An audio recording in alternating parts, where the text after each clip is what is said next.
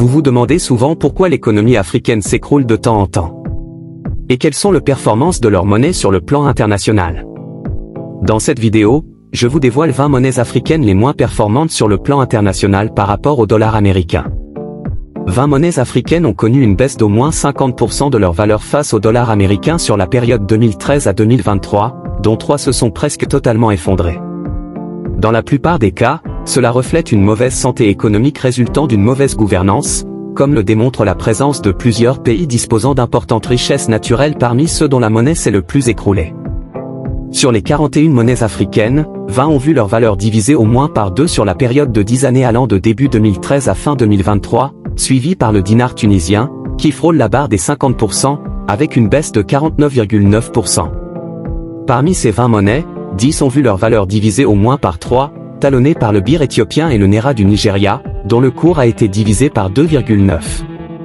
3 monnaies se sont presque totalement effondrées, avec une dépréciation proche de 100%, la livre soudanaise, moins 99,2%, le dollar zimbabwéen, moins 99,2%, et la livre sud-soudanaise, 97,5%.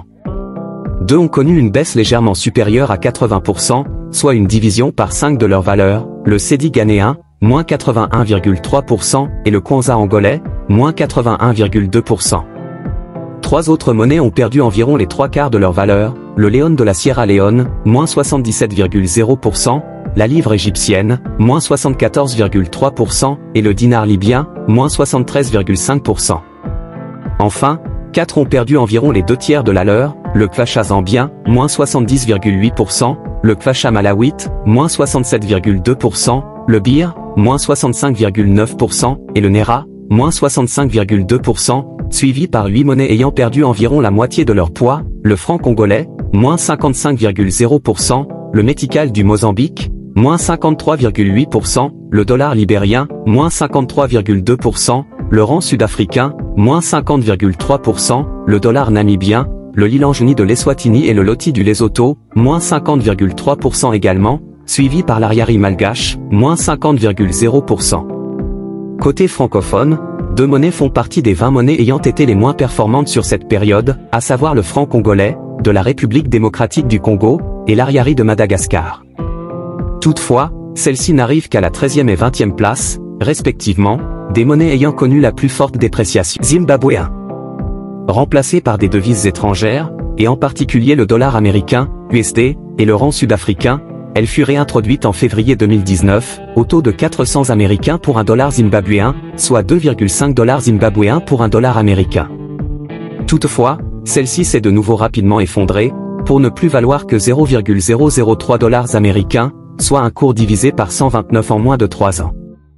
À l'instar du Soudan, le Zimbabwe a connu ces dernières années une très forte inflation, et qui aurait atteint environ 285% en 2022, faisant du pays le champion du monde en la matière, après un taux de 98,5% en 2021, et de 557,2% en 2020. Par ailleurs, le pays est aujourd'hui le 6e pays le plus endetté du continent, avec une dette publique estimée à 92,6% du PIB.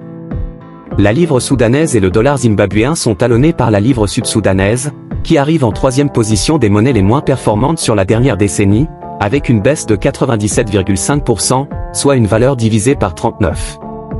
Celle-ci aurait d'ailleurs encore plus lourdement chuté, si elle n'avait pas été arrimée au dollar, à partir d'octobre 2017. L'effondrement quasi total de la livre soudanaise s'explique essentiellement par le fait que le pays a été ravagé par une terrible guerre civile, déclenchée peu après son indépendance, obtenue en juillet 2011, et qui aura duré plus de 6 ans, de décembre 2013 à février 2020. Ce qui conduit parfois à placer, artificiellement, un pays francophone en dernière position.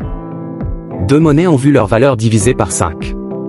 En dehors de ces 3 cas extrêmes que sont le Soudan, le Zimbabwe et le Soudan du Sud, 2 autres pays ont connu un effondrement de plus de 80% de leur monnaie nationale, à savoir le Ghana et l'Angola, avec une baisse de 81,3% et de 81,2%, soit une valeur divisée par 5,4 et 5,3, respectivement. 4 monnaies ont perdu les 2/3 de leur valeur. Le dinar libyen est donc suivi par 4 monnaies ayant perdu environ les 2/3 de leur valeur face au dollar, à savoir le kwacha zambien, le kwacha malawite, le birr et le naira. Avec une baisse de 70,8%, l'évolution du Kfacha zambien reflète les graves difficultés économiques de ce pays, au sous-sol pourtant très riche, la Zambie étant notamment le deuxième producteur africain de cuivre, et le 8e au niveau mondial, mais qui figure parmi les pays les plus endettés du continent, avec un dette publique qui atteignait 119% du PIB fin 2021. De son côté, l'effondrement du Naira, moins 65,2%, traduit également les difficultés économiques du Nigeria, faute de bonne gouvernance et de diversification, comme en témoigne le fait que ce pays ait, lui aussi, été dépassé par la Côte d'Ivoire en termes de richesse produite par habitat, avec un PIB par habitant de 2066 $ fin 2021, malgré une production pétrolière entre 40 et 60 fois supérieure au cours des 10 dernières années. Le Nigeria n'a ainsi enregistré qu'un taux de croissance économique de 2,3% en moyenne annuelle sur la dernière décennie 2013 à 2022, soit un taux inférieur à sa croissance démographique, 2,5%. Une dévaluation d'autant plus probable qu'il est nécessaire de réduire l'écart désormais considérable entre le taux de change officiel du Naira, 1 $ valant 455 Naira au 20 janvier 2023, et le taux de change sur le marché parallèle, environ 750 Naira pour 1 $. Quant au birr éthiopien, l'Éthiopie devrait voir sa croissance se tasser au cours des quelques prochaines années, bien qu'elle ne soit encore qu'à la 33e position sur le continent en termes de PIB par habitant, 925 $ fin 2021. 8 monnaies ont perdu la moitié de leur valeur. Enfin, et parmi les 8 autres pays affichant une dépréciation d'au moins 50% de leur monnaie au cours de la dernière décennie, il est à noter la présence de l'Afrique du Sud, dont le rang a perdu 50,3% de sa valeur, se classant à la 16e place de monnaies les plus dépréciées. Pourtant, de richesses naturelles considérables, premier producteur africain de charbon, de fer, de manganèse ou encore de nickel, deuxième producteur d'or, mais souffrant d'une très mauvaise gouvernance et d'une corruption élevée. Ainsi, l'Afrique du Sud a enregistré une croissance économique de seulement 0,9% en moyenne annuelle sur la décennie 2013 à 2022, et de surcroît inférieure à sa croissance démographique, 1,4% en moyenne. Le franc CFA concerne environ la moitié de la population d'Afrique francophone subsaharienne, 54%, et près des 2 tiers des pays francophones subsahariens, 13 sur un total de 21, hors Guinée équatoriale, ayant choisi de partager cette monnaie.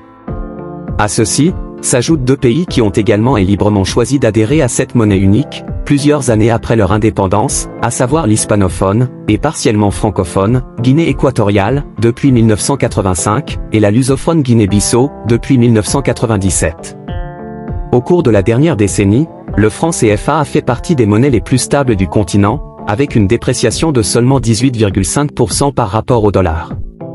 Par ailleurs, la zone franc a également affiché le niveau d'inflation le plus faible du continent au cours de ces dernières années, environ 2% en moyenne annuelle sur la décennie 2012 à 2021, et environ 6% en 2022, ainsi que le niveau de croissance économique le plus élevé, 3,5% en moyenne annuelle sur la décennie 2012 à 2021, et même 4,2% hors cas très particulier de la Guinée équatoriale pétrolière, contre seulement 2,3% pour le reste de l'Afrique subsaharienne.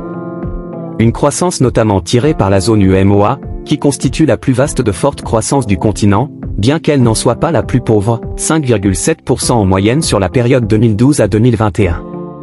Merci. J'espère que vous avez aimé la vidéo. Surtout n'oubliez pas de vous abonner et d'aimer et partager la vidéo.